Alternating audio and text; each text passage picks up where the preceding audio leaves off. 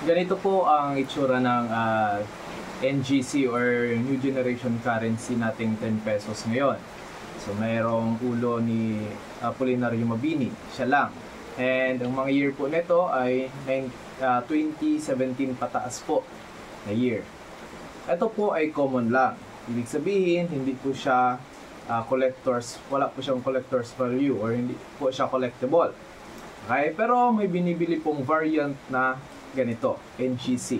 Ito po ay ang 10 peso na dalawa po yung ulo. Instead na Apolinario Mabini lang, merong or kasama niya po si Andres Bonifacio, gaya nito na nasa larawan. So, magkatabi po sila, Andres Bonifacio and Apolinario Mabini, at ang year po ay 2014. 2014 po yung year. Yan po ay hard to find. Parang siguro less than 10 pa lang ang nakikita kong hawak ng collector niyan.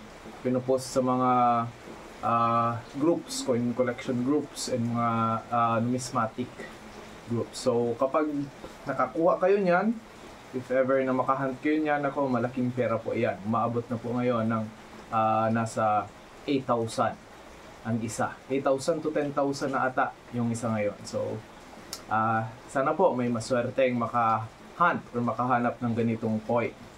Yung 10 peso coin na dalawa po ang ulo na year 2014.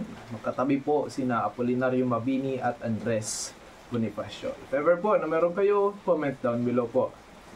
Pag-usapan natin, baka magkasundo tayo sa presyo.